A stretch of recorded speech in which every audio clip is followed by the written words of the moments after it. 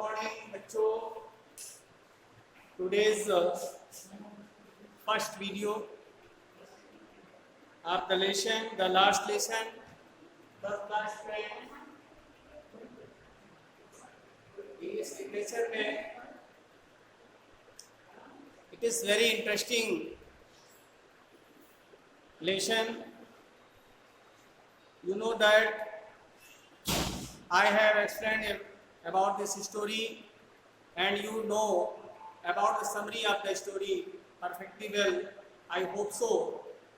This book is Flamingo textbook, prose portion है ये. The last lesson यानी अंतिम पार्ट, इसकी समरी मैंने पढ़ाई थी आपको और इसमें मैंने बताया था कि ये अल्फोंस डाउनडेट द्वारा ये रचित है. ये फ्रेंच नॉवलिस्ट और शॉर्ट स्टोरी के राइटर रहे हैं. इनका जीवन बहुत ही अनुभव से भरा हुआ रहा है और प्रत्येक सामाजिक स्तर पर इन्होंने अपने बहुउद्देशीय कार्य किए हैं. लास्ट लेसन इनकी महत्वपूर्ण रचनाओं में से एक है. आपको मालूम होना चाहिए कि फ्रांस और पुर्सियों के बीच युद्ध हुआ था 1870 और 1871 में. इसमें फ्रांस डिफीट हो गया था पर्शिया के द्वारा, क्योंकि बिस्मार्क ने इसका लीड किया था, सेना का नेतृत्व किया था, आर्मी लीड किया था और उसके लीडरशिप में फ्रांस को पराजय मिली थी. क्योंकि पोर्शिया का जो नेतृत्व था वो बिस्मार्क द्वारा किया गया था. इसलिए जो जर्मन का एक हिस्सा था जिसमें कई जिले आते थे, वो पूरी तरह से उसके अंडर में आ गए थे बिस्मार्क के. तो वहाँ पर जो लैंग्वेज जर्मन भाषा चल रही थी वो वहाँ पर हटाई गई थी और ये जो जर्मन लैंग्वेज जो पढ़ रहे थे बच्चे, उनके लिए अंतिम पाठ था. इसीलिए इसका लेसन का नाम द लास्ट लेसन रखा गया है. तो इस लेसन को हम पढ़ना शुरू करते हैं. I started for school very late that morning and was in great dread of a scolding, especially because M. Hamel had said that he would question us on participles and I did not know the first word about them. For a moment I thought of running away and spending the day out of doors. It was so warm, so bright. The birds were chirping at the edge of the woods and in the open field back of the sawmill. The Prussian soldiers were drilling. It was all much more tempting than the rule of participles. But I had the strength to resist and hurried off to school. इसमें first half word meaning ध्यान से सुनेंगे. यहाँ I started for school very let that morning, यहाँ भी word आया है. ये फ्रेंच स्टूडेंट का नाम है. वो स्कूल उस दिन बहुत लेट जा रहा था. और एम हेमल जो यहाँ वर्ड आया है वो टीचर का नाम है. तो ये स्टूडेंट्स कह रहा है उस सुबह मैं बहुत देरी से स्कूल के लिए चला. लिखा हुआ है morning and was in great dread of scolding specially, और मुझे डांट खाने का भय था. ड्रेड, यहाँ ग्रेट ड्रेड मैंने भय था ऑफ स्कोल्डिंग, डांट खाने का. Specially because M Hamel had said, विशेष रूप से क्योंकि एम हेमल ने कहा था that he would question us on participles, कि वह पार्टिसिपल पर सवाल जवाब करेंगे अर्थात क्वेश्चन पुट अप करेंगे. And I did not know, और मैं नहीं जानता था the first word about them, यानी उसकी फर्स्ट वर्ड अबाउट देम का मतलब एबीसी भी नहीं जानता था, प्रारंभिक जानकारी भी नहीं थी. और मैं उसका पहला शब्द भी नहीं जानता था, मुझे इसकी प्रारंभिक जानकारी भी नहीं थी. फॉर ए मोमेंट, एक क्षण के लिए, आई thought of running away and spending the day out of doors, एक क्षण के लिए मैंने सोचा कि स्कूल के कैंपस में न जाऊं और कैंपस से बाहर ही पूरा समय बिता दूं। क्या सोचा? कैंपस में न जाऊं और पूरा समय कैंपस के बाहर ही बिता दूं। आगे लिखा है it was so warm. So warm का मतलब यहाँ पर है गर्मी के लिए, इतना दिन जो है गर्माहट भरा हुआ था। So warm so bright the birds were chirping at the edge of the woods. चिड़िया चहचहा रही थी, बाहरी इलाकों में चिड़िया चहचहा रही थी, झुरमुटों के बाहरी इलाकों में। एंड सामिल लिखा हुआ है यहाँ पर, सामिल मीन्स होता है आराम machine. And in the open field back of the sawmill, the Prussian soldiers were drilling. यहाँ पे लिखा हुआ है आरा मशीन के पिछवाड़े प्रूशिया के जो सैनिक थे वे कवायद कर रहे थे। क्या कर रहे थे? कवायद कर रहे थे। आगे लिखा हुआ है It was almost more tempting than the rule for participles. ये पार्टिसिपल्स के नियमों की अपेक्षा ये कहीं अधिक लुभावना दृश्य था। पार्टिसिपल के रूल उतने लुभावने नहीं थे जितना कि ये लुभावना था। लेकिन आगे क्या था इसमें? But I had the instinct to resist and hurried up to school. लेकिन इसके मोह में स्वयं को बचाने का मुझ में सामर्थ्य नहीं था, अर्थात इसलिए मैंने शीघ्रता से स्कूल जाने का निश्चय किया, अर्थात मैं शीघ्रता से स्कूल की ओर चल पड़ा। तो ये इसकी वर्ड मीनिंग के अकॉर्डिंग मैंने पढ़ाया। आप हिंदी पूरी समरी के रूप में पूरे पैसेज की पढ़िए। उस सुबह मैं बहुत देरी से स्कूल के लिए चला। मुझे डांट खाने का भय था, विशेष रूप से क्योंकि एम हैमेल ने मुझसे पार्टिसिपल पर सवाल जवाब करने के लिए कहा था कि मैं सवाल जवाब करूंगा, और मुझे उनके उसके विषय में प्रारंभिक जानकारी भी नहीं थी। एक क्षण के लिए मैंने सोचा कि मैं स्कूल कैंपस न जाऊं और कैंपस के बाहर ही समय बिताऊं। दिन जो था गर्माहट भरा था, झुरमुटों के बाहरी इलाकों में चिड़िया चहचहा रही थी और आरा मशीन के पिछले हिस्से में जो प्रूशियन सैनिक थे वह कवायद कर रहे थे। पार्टिसिपल के नियमों की अपेक्षा मुझे ये बहुत ज़्यादा लुभावना दृश्य दिख रहा था, लेकिन इसके मोह में स्वयं को बचाने का मुझ में सामर्थ्य नहीं था, मुझ में इतनी ताकत नहीं थी कि मैं इस लुभावने दृश्य से बच जाऊं। इसलिए मैंने शीघ्रता से स्कूल जाने का निश्चय किया। नेक्स्ट पैसेज है When I passed the town hall, there was a crowd in front of the bulletin board. When I passed the town hall, जब मैं टाउन हॉल से गुजरा, there was a crowd, एक बहुत भीड़ थी, लगी हुई थी, in front of the bulletin board, bulletin board के सामने, यानी सूचना पट के सामने, सूचना पट के सामने बहुत भीड़ लगी हुई थी। For the last 2 years, all our bad news had come from there. पिछले 2 वर्षों से, लास्ट लिखा हुआ है last 2 year, for the last 2 years, यानी पिछले 2 वर्षों से ऑल अवर बैड न्यूज, हमारी जो बुरी खबरें थी, हैड कम फ्रॉम देयर, वहां से मिलती थी। The last battles, lost battles यानी हारी हुई लड़ाइयाँ।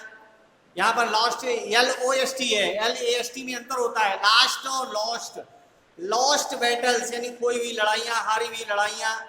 The draft, the order of the commanding officers, draft से यहाँ पे लिखा है DRAFT, इसका मतलब अनिवार्य है। Draft, the order of the commanding officer, अनिवार्य सैन्य भर्ती यानी सेना नायक के आदेश, commanding officers. And I thought of myself, और मैंने स्वयं के बारे में सोचा, विदाउट स्टॉपिंग, बिना रुके हुए। What can be the matter now? What can be the matter now? अब क्या बात हो सकती है, क्या मामला हो सकता है, इसका ये अर्थ हुआ। इसका पूरा हिंदी समझ लीजिए। जब मैं टाउन हॉल से गुजरा, सूचना पट के सामने भीड़ लगी हुई थी। पिछले 2 वर्षों से हमारे लिए बुरी खबरें वहीं से मिलती थी, हारी हुई लड़ाइयाँ, अनिवार्य सैन्य भर्ती, सेना नायक के आदेश। और मैंने बिना रुके अपने मन में सोचा, अब क्या मामला हो सकता है, क्या बात हो सकती है। Then as I hurried by as fast as I could go, the blacksmith watcher who was there with his apprentice reading the bulletin called after me, don't go so fast bub, you will get to your school in plenty of time. Then तब as I heard by as fast, यहाँ पर heard लिखा हुआ है, heard का मतलब है जितनी जल्दी हो सके, as fast as I could go, मैं जा सकूं। The blacksmith, blacksmith यहाँ पे लिखा हुआ है, ब्लैक स्मिथ वाचर यानी वाचिर जो लोहार था, हु वाज देयर जो वहां था, विथ हिज अप्रेंटिस जो अपने प्रशिक्षी के साथ खड़ा हुआ था, रीडिंग द बुलेटिन वही सूचना पढ़ रहा था। Called after me, called after me मेरे समीप आया। इसके बाद लिखा है डोंट गो सो फास्ट बब, बब यहाँ पर यहाँ किसके लिए आया है, बब मेरे लिए मतलब बालक के लिए बब शब्द प्रयोग किया जाता है, BUB, इसका मतलब बॉय, ठीक है। तो यहाँ पर बब शब्द आया है, डोंट गो सो फास्ट बब, अरे बालक इतने तेज मत चलो, इतनी तेज मत चलो। Your school in plenty of time, तुम्हें पर्याप्त समय में स्कूल पहुंच जाओगे, अर्थात तुम्हारे स्कूल पहुंचने के लिए पर्याप्त समय है। तो इसकी हिंदी आपको इस तरह से मैंने एक्सप्लेन की अकॉर्डिंग टू वर्ड मीनिंग। अब इसको एक्सप्लेन मैं कर रहा हूँ पूरा पैसेज के अनुसार।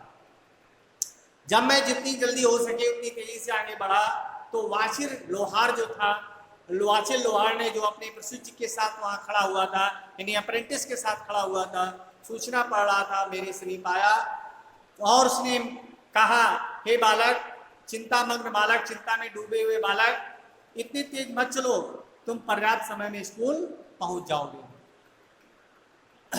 आई thought he was making fun of me, I thought मैंने सोचा, अर्थात तो उस बालक ने सोचा, बालक के लिए ये चूंकि वही राइटर है इस लेसन का, आई थॉट मैंने सोचा, he was making fun of me, वे मेरा मजाक उड़ा रहा है, मेकिंग फन मतलब मजाक उड़ा रहा है। And reached M Hamel's little garden all out of breath, और मैं हाफते हुए, आउट ऑफ ब्रीथ का मतलब होता है हाफना, वर्ड मीनिंग इसकी एग्जस्ट हाफने की कोई नहीं होती है, ठीक है। आउट ऑफ ब्रीथ मीन्स हाफना। मैं हाफते हुए M Hamel's little garden reached, M Hamel के छोटे से बगीचे में पहुंच गया। मैंने सोचा ये मेरा मजाक उड़ा रहा है, और मैं हाफते हुए एम हेमल के छोटे से बगीचे में पहुंच गया। यहाँ एम हेमल कौन है? M Hamel the name of a teacher who taught him and who gave him homework as learn to participle learn करने के लिए उन्होंने होमवर्क दिया था, वही टीचर थे।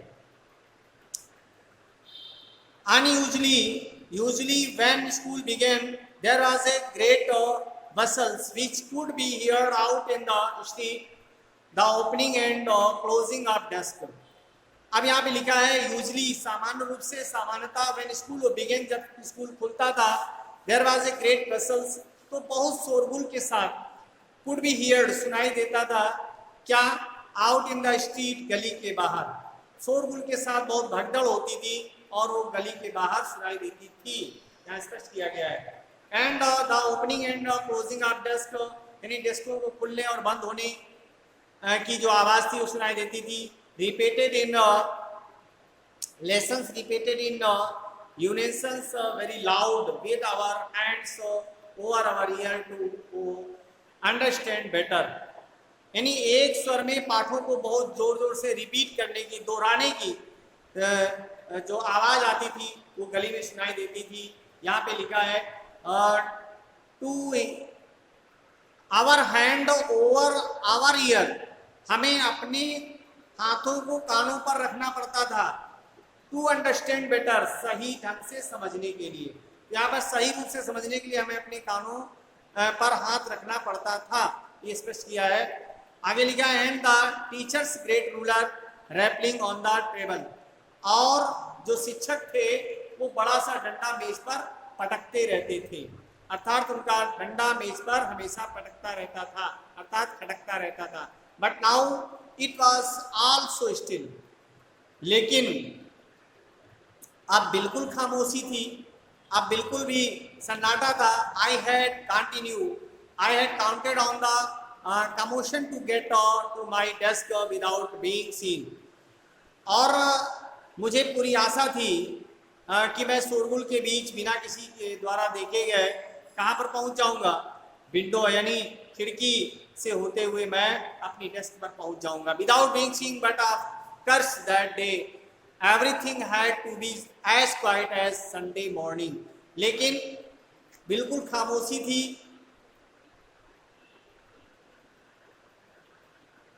वास्तव में सब चीजें रविवार की सुबह की तरह शांत थी। कैसी थी? जैसे रविवार की सुबह को सभी चीजें शांत होती हैं, उसी प्रकार से ये भी शांत था वातावरण। थ्रू द विंडो आई सा माय क्लासमेट्स, खिड़की से मैंने देखा मेरे सहपाठी जो थे, क्लासमेट्स थे, ऑलरेडी इन दियर प्लेसेस, पहले से अपने स्थानों में थे। And M Hamel walking up and down with his terrible iron ruler under his arm. और एम हैमेल जो टीचर थे वो अपने भयानक लोहे के डंडे को अपनी बगल में दबाए हुए जो क्लास था, क्लास में आगे पीछे चल रहे थे, आगे पीछे घूम रहे थे। I had to open the door, मुझे दरवाजा खोलना पड़ा, and go in before everybody, और सबके सामने जाना पड़ा। You can imagine how I blushed and how frightened I was. आप लोग कल्पना कर सकते हैं क्या कि मैं कितना लज्जित और कितना भयभीत हुआ होऊंगा। यू कैन इमेजिन, आप कल्पना कर सकते हैं, हाउ आई ब्लश्ड, मैं कितना भयभीत हुआ होऊंगा यानी लज्जित हुआ होऊंगा, एंड हाउ फ्राइटेंड, और कितना डरा हूं। इसकी हिंदी समझ लीजिए। सामान्यतः जब स्कूल खुलता था तो स्कूल शोरगुल के साथ बहुत भगदड़ होती थी, जो बाहर गली में भी सुनाई पड़ती थी। डेस्कों का खुलना बंद होना, एक स्वर में पाठों को बहुत जोर जोर से दोहराना, सही रूप में समझने के लिए हम अपने कानों पर हाथ रख लेते थे, और शिक्षक का बड़ा डंडा मेज पर हमेशा पटकता रहता था। और अब बिल्कुल खामोशी थी। मुझे पूरी आशा थी कि मैं शोरगुल के बीच बिना किसी के द्वारा देखे अपने डेस्क पर पहुंच जाऊंगा, पर उस दिन वास्तव में सब चीजें रविवार की सुबह की तरह शांत थी। खिड़की से मैंने देखा मेरे सहपाठी पहले से ही अपने स्थानों पर बैठे हुए हैं, और एम हैमेल अपने भयानक लोहे के डंडे को अपनी बगल में दबाए हुए कक्षा में आगे पीछे घूम रहे हैं। मुझे दरवाजा खोलना पड़ा और सबके सामने अंदर जाना पड़ा। आप कल्पना कर सकते हैं कि मैं कितना लज्जित और भयभीत हुआ होऊंगा। ये किसने कहा? ये राइटर ने कहा। एम हैमेल उनके टीचर थे और फ्रेंच जो थे वो राइटर थे। आप समझ गए होंगे। I hope that you will understand about it, and to be continue next turn में मैं फिर से बुलाऊंगा।